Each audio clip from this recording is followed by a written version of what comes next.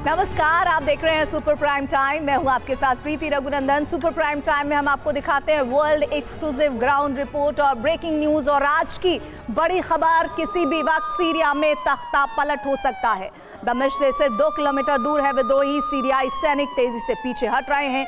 राष्ट्रपति के महल से 3.5 किलोमीटर दूर है विद्रोही और दर्राया इलाके तक पहुंच चुके हैं विद्रोही। ये इस वक्त सीरिया से बड़ी खबर आ रही है।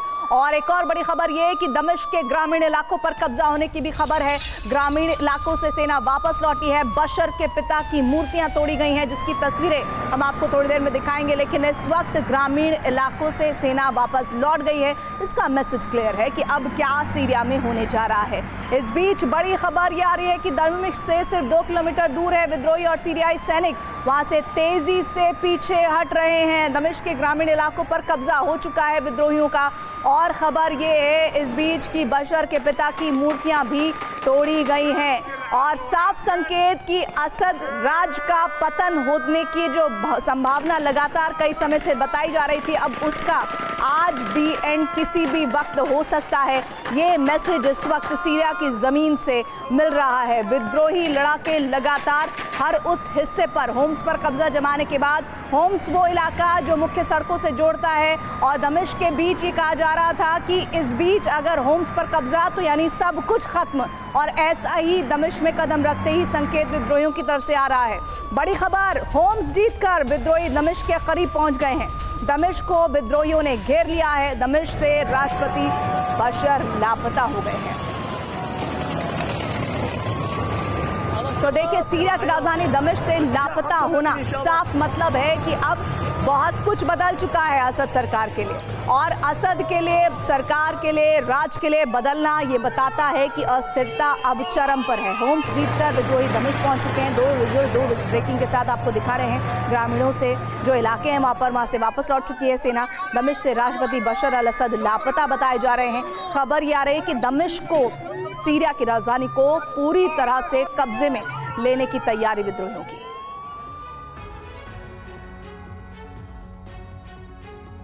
तो हम आपको सीरिया जंग की लाइव रिपोर्ट दिखा रहे हैं और इस रिपोर्ट के मुताबिक किसी भी वक्त असद का तख्ता पलट हो सकता है। किसी भी वक्त विद्रोही गुट दमिश्क पर कब्जा कर सकते हैं।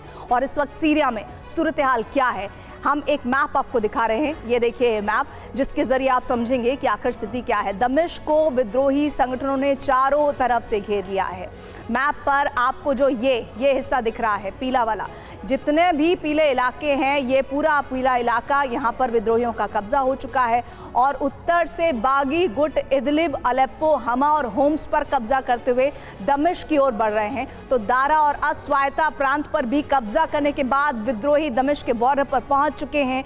और दक्षिण की तरफ से आने वाले विद्रोही दमिश्क से सिर्फ 2 किलोमीटर दूर हैं। उधर उत्तर पूर्व की अगर हम बात कर लेते हैं तो सीरिया पर भी कब्जा हो चुका है। इस इलाके पर विद्रोहियों ने हसाका, रक्का और देर ए जोर से भी असद सरकार को उखाड़ फेंका है। यानी सीरिया के 8 प्रांतों से असद की हुकूमत खत्म हो चुकी है।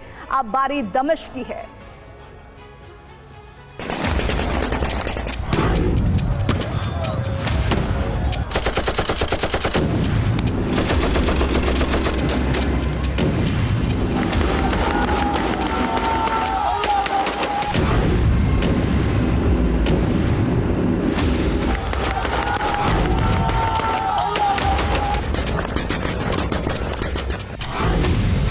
सीरिया के होम्स में इस वक्त बहुत ही खतरनाक जंग चल रही है। विद्रोही गुट के लड़ाके असद और पुतिन के दुर्ग को ढहाने में जुटे हैं। रिपोर्ट्स के मुताबिक होम्स प्रांत पर किसी भी वक्त बागियों का कब्जा हो सकता है। सवाल यही है कि क्या आधी रात बशर अल असद का तख्ता पलट होने जा रहा है।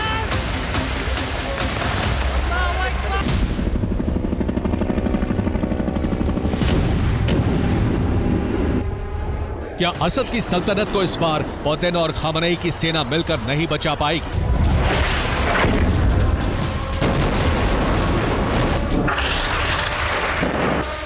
फिलहाल होम से जो वॉर रिपोर्ट आ रही है वो यही संकेत और संदेश दे रही है।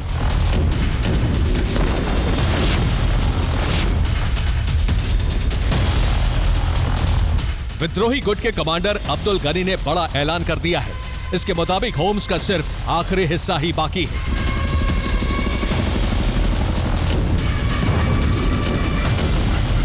इस पर कब्जे के साथ ही पूरे प्रांत पर हयात का कंट्रोल हो जाएगा।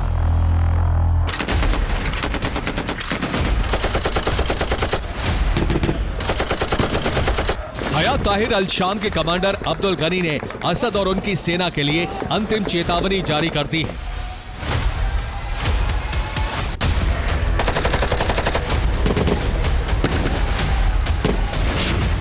गनी ने कहा है कि हमारी सलाह है कि असद की सेना होम्स और दमिश्क से निकल जाए। अगर ऐसा नहीं किया तो असद और उनकी सेना के लिए देर हो जाएगी।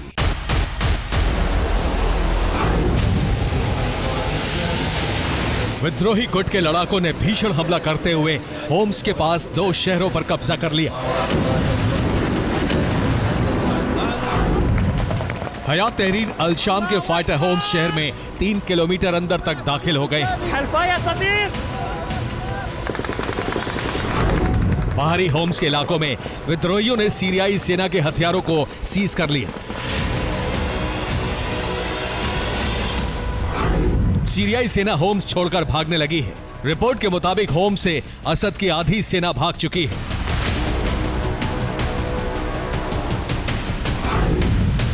हजारों की तादाद में लोग जान बचाने के लिए होम्स छोड़कर भाग रहे हैं। सत्ताईस नवंबर से लेकर अब तक सीरिया में करीब 3 लाख लोग पलायन कर चुके हैं। होम्स के निवासी अपने घरों और गाड़ियों से असद के पोस्टर हटा रहे हैं ताकि विद्रोही उन्हें टारगेट ना करें।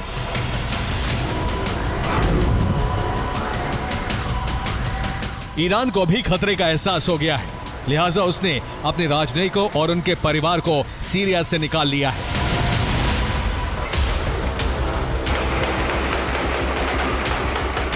ईरान के राजनयिकों ने परिवार के साथ सीरिया छोड़ दिया है। IRGC के कमांडरों ने अपने परिवार को वापस ईरान भेज दिया है। खतरनाक जगहों पर मौजूद IRGC के कमांडरों को सुरक्षित जगहों पर पहुंचा दिया गया है।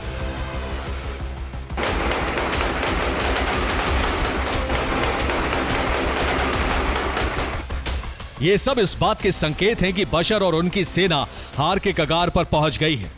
उधर विद्रोही गुट के मुखिया अबू मोहम्मद अल गोलानी ने ऐलान कर दिया है कि असद के तख्ता पलट के बाद वो सीरिया में ऐसी सरकार बनाएंगे जो जनता के हित में काम करेगी। हार असद के दरवाजे पर पहुंच गई है। सवाल यही है कि क्या आने वाले कुछ घंटों में असद की कुर्सी चली जाएगी या वो पिछली बार की तरह फिर से अपनी सत्ता बचाने में कामयाब हो जाएंगे। हयात तहरीर अल शाम के कमांडर अब्दुल गनी ने असद और उनकी सेना के लिए अंतिम चेतावनी जारी कर दी है।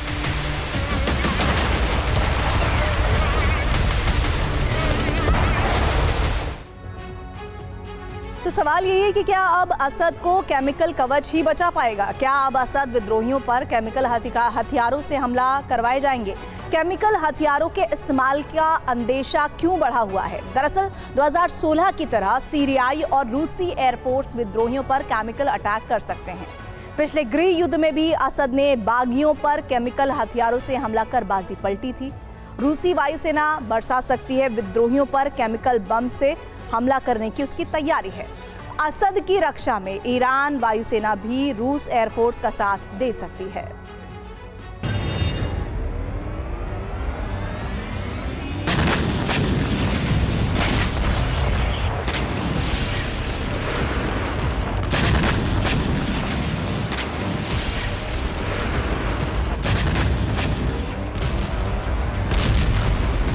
अब इस बात की आशंका बढ़ गई है कि अपनी हुकूमत बचाने के लिए असद केमिकल अटैक करने का आदेश दे सकते हैं।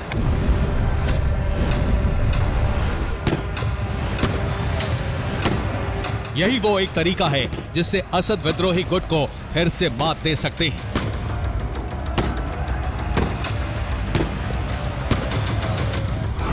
इजरायली इंटेलिजेंस को इनपुट मिला है कि सीरियाई और रूसी सेना केमिकल हमले की तैयारी कर रही है। यही वजह है कि इजरायल ने एहतियातन सीरियाई बॉर्डर पर सेना की तैनाती बढ़ा दी है।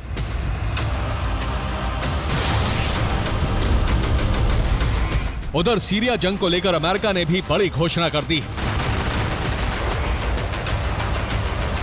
अमेरिकी सैन्य अधिकारियों का कहना है कि असद सरकार किसी भी वक्त गिर सकती है। रविवार तक असद का तख्ता पलट हो सकता है।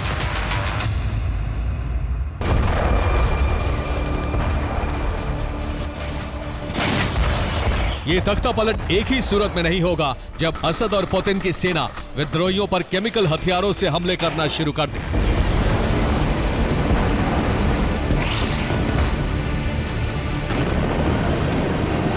माना जा रहा है कि होम्स और दमिश्क को बचाने के लिए असद के पास केमिकल हमला ही अंतिम विकल्प है। ऐसे में आने वाले कुछ घंटों में केमिकल बम से बड़ा नरसंहार शुरू हो सकता है।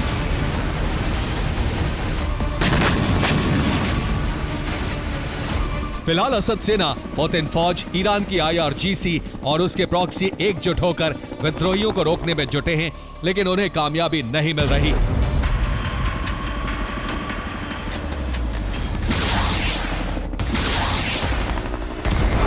सीरियाई सेना बागी गुट के खिलाफ बड़े काउंटर अटैक की तैयारी कर रही है। रूसी वायुसेना लगातार बम वर्षा कर रही है। रूसी लड़ाकू विमानों ने होम्स में विद्रोहियों को मिसाइल से टारगेट किया। सीरियाई सेना भी लगातार हवाई हमले कर रही है। रूस ने युद्ध में अपने KA-52 हेलीकॉप्टर को भेज दिया है। यह विद्रोहियों पर बारूदी वर्षा कर रहा है।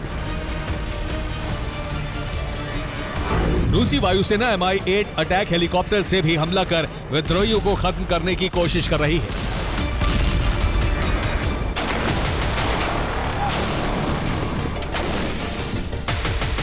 असद की रक्षा के लिए ईरानी सेना और उसके प्रॉक्सी ने भी जोर लगा दिया है, लेकिन सच यह है कि असद की सुरक्षा दीवार, उनका कवच तेजी से टूट रहा है। ऐसे में आने वाले कुछ घंटों में अगर असद का तख्ता पलट हो जाए तो किसी को हैरानी नहीं होनी चाहिए।